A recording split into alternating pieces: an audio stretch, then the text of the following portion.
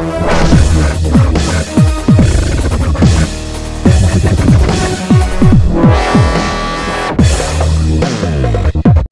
what is up, guys? Master Gamer here, coming at you with something special today. Dealing with Borderlands 2, since you know we got 4 days left until the release date. So basically, what I wanted to do was, give you guys a good general idea. This is way I am going to be building down all my skill trees for each one of my characters. You can do the same thing below. Just check in the description below. Gearbox set up this thing on their website where you can basically predetermine which skill trees you want to go down within the 50 levels. And the first one that I'm doing is Axton, because that's the guy that I'm firstly going to be playing with. For my whole entire series for the first time. I love the whole soldier commando class. I think it's a great support class and the best class they could have added to the game when it comes to helping out, dealing out damage. But it will get into more of why I love that whole entire class later. Right now we're going to be talking about the survival tree. That is the tree that I chose to build all the way down. From the top is the first one on the left. That's called healthy. Basically, it's a health buff. So every time I put one skill point into it, it gives me a small percentage that will eventually, when I release to the 5 cap, it will basically buff up my health enough so I can take some damage if my shields go out, and then I can be able to stay in the fight. Next to that is preparation. Preparation is basically a shield buff. So more I build onto it, each shield that I find, it won't be the necessary cap. So I'll find like let's say a shield that has a capacity of 900. Then I get my buff up to like halfway, let's say like 3, and it has a 50% buff for shield capacity. Basically with that, it takes that 900 and adds on 950 points with that. I look at that as real great. Them two real great is because it builds up action so he can be able to be more durable and basically survive the fights that's about to happen on Pandora. And the reason why I wanted to go on survival tree, because what I saw from the gameplay footage that IGN and GameSpot and even Gearbox put up, it's a lot more tougher enemies than it was back at Borderlands 2.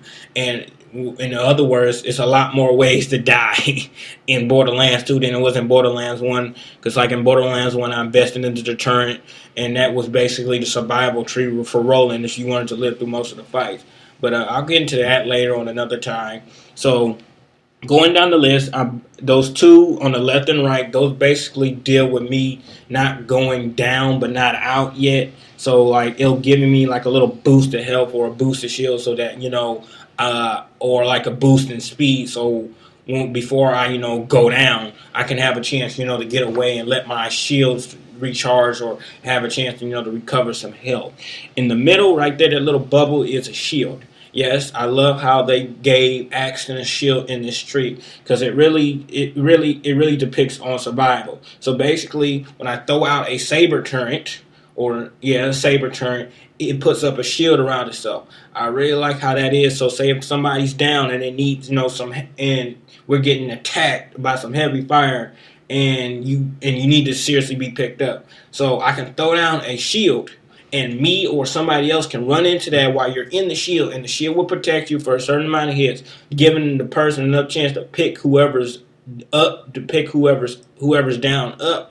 That way, you can stay in the fight. It's also a good way if we're taking like heavy fire from a big enemy and we're getting seriously pounded to the point where we're about to go down. I can throw down the turret, and while the shield's up, we can be shooting through the shield and dealing damage while they're shooting at the shield, and all the bullets basically misses us. Next to that, on the left hand side, bottom of the the other top left hand side, that little turret that deals with the cooldown time. That basically shortens my cooldown time a lot. I really like how that is. So each time I build that up, it takes down the amount of seconds. I think Axton's cooldown seconds is like 42 or something like that. But basically, it builds on like in tens. So that way, by the time I get to like the 5 cap with that, it'll make sure the turret is cooled down fast enough so I can stay in the fight. But another thing is that I love how they added on with action is, say if I'm in a fight with somebody and we wipe out the enemies real quick, I can go back and pick up my turret, and then whatever the remaining time I didn't use that turret for, it automatically goes back into the cooldown time. So you couldn't do that with rolling. If you threw down a turn with rolling and you managed to, wipe out your enemies a lot quicker than you would expect it, you couldn't really pick up rolling's turn and put it back into, the cooldown time so you can be used again. You have to wait for the turn to basically run out of time and then respawn all the way up, unless you invested into the turns where the cooldown time could cool down a lot faster and then you could pick it back up. But if you didn't, you basically have to wait till you get, DLC to basically build that tree up. But with that, I chose to go that route. Another thing I chose right next to that on the right is that little magnet thing that allows me to deploy the turret on walls or ceilings or cave walls or whatever. I think that's really helpful because I can throw a turret down on the ground, and if I don't really want it to take that much heavy fire, I can throw it up on the ceiling, and while I'm focusing it on the ceiling, I'm down on the ground shooting at them.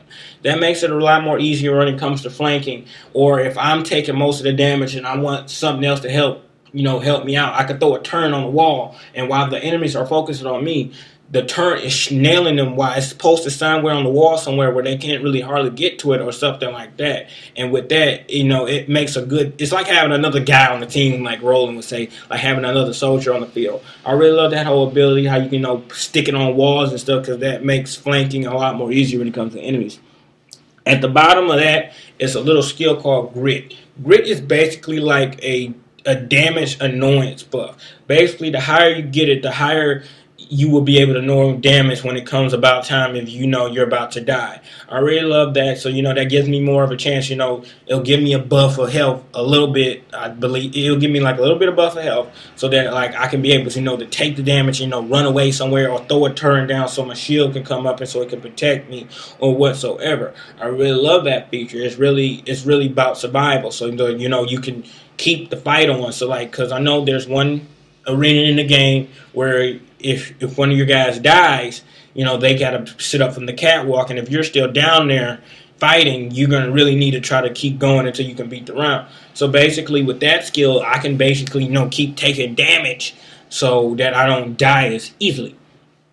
But at the bottom of that, the skill tree, which completes it, is a turret called Gemini. Basically, that allows me to throw out 2 saber turrets at the same time. I love that ability, how they added that in. So basically, if I got one turn out with one shield and somebody needs to be picked up and they're in that shield, but there's somebody on the other side that needs to be picked up, I can basically throw a turret down, a secondary turret, and a shield will come up around that.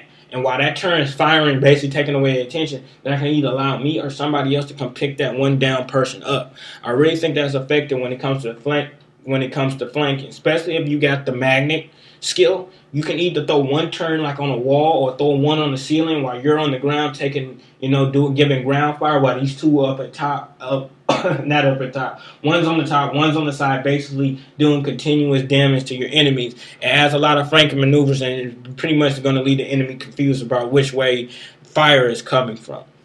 Next up, I built into the rampage tree a bit. I put in the impact that basically, gives my damage above. Ammunition gives me how much ammo I can hold. And longbow is basically I can throw the turrets out a farther distance than I normally could. Instead of having them right next to me, I can throw them out at a far distance so they can already be taking out enemies before I get there. This is what action will look like. I hope so that this is what he will look like, because this is what I'm planning to build him down on by the time I hit level 50. Now, next I'm going to be talking about is Maya. You guys already know who Maya is. Maya is, the siren of the game. Whatsoever, she has a phase lock ability. I chose to go down with the harmony with Maya. I'm not really into Cataclysm, because Catalysm basically deals with a lot of corrosive damage. I'm not really that much of a corrosive player. I don't really use corrosive, weapons that much. I didn't really use them much back in the first Borderlands, and I don't really plan on using it now.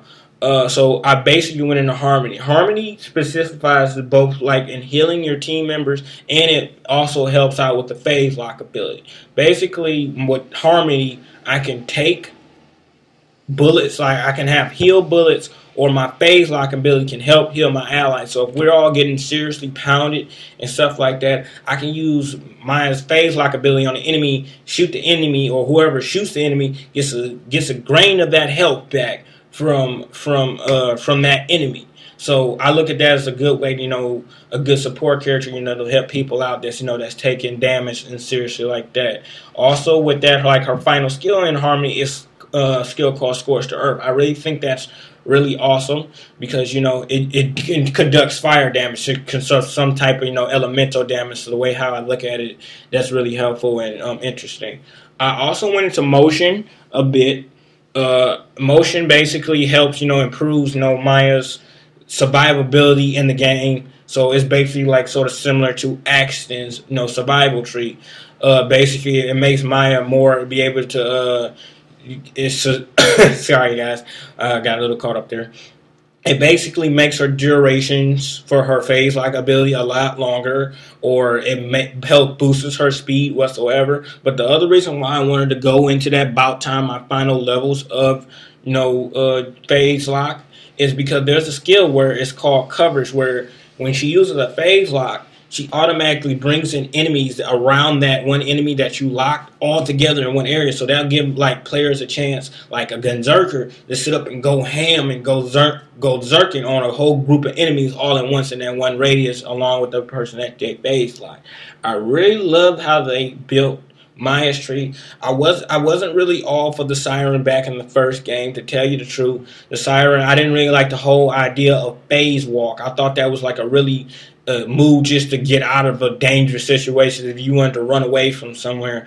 I didn't really like that whole ability. I thought it was, in my opinion, pretty stupid, but I really love what they did with Maya. So instead of, having her run somewhere, she basically takes care of crowd control. So she basically keeps the crowd at a good distance, well, not a good distance, under a good certain amount of enemies so that they're not always overpowering you with her phase lock. I really love how, I can really tell they put their time in thinking into, developing her. And I can say that I really actually look forward to playing as Maya. Probably when I do my second playthrough whatsoever with other people, I will most definitely think about choosing, Maya, because I really love her skill tree. Now, next, we're going to be talking about Salvador the Gunzerker. Now, for Salvador, the thing with Salvador was I didn't know exactly, like, his skill tree took me a minute to think about, to build down whatsoever. So what I decided was with Salvador, I was going to go down Brawn. I was going to try to, go down Brawn and go a little bit down to Rampage. Brawn basically, boosts his health. So it's basically equivalent to action survival tree.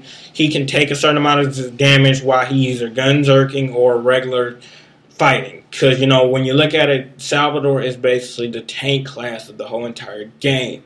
So, the way how I look at it was I was going to build down the Brawn tree, so I can get his melees and stuff up and his gunzerking up whatsoever.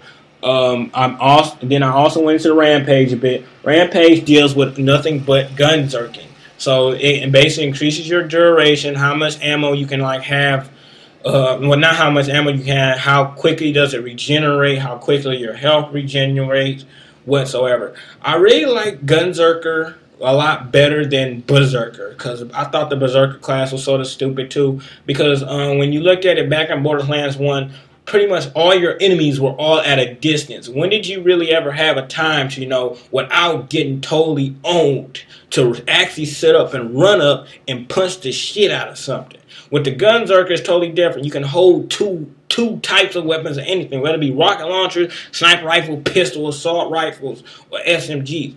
It's a really good class, so now you can take out enemies from afar and up close, not just like with the Berserker. You have to sit up, get close just to seriously do some damage by punching. I didn't really think that was all of a smart move with the Berserker. But hey, what you're going to do whatsoever. So, I really love how they, built down, Berserker 2.0 with the Gunzerker. I also look forward to play with him. The last of the list is Zero, the Assassin class. I didn't really play with Mordecai back in the first one because I didn't really like the sniping class that much.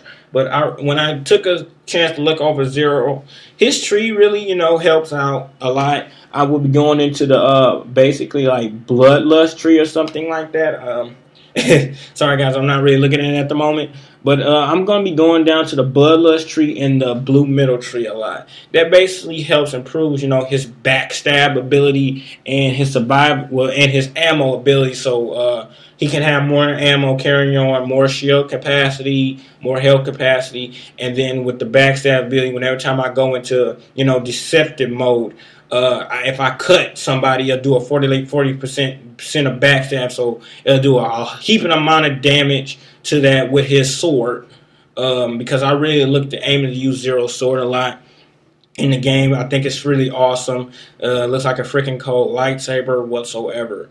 But yeah, these are the classes that I'm planning on playing with. I think this is probably the order that I'm going to probably be going into. I'm going to probably start off with Axon. Well, I know I'm going to start off with Axon, then I may do Maya, then Salvador, then Zero, or I may just do Axon, Salvador.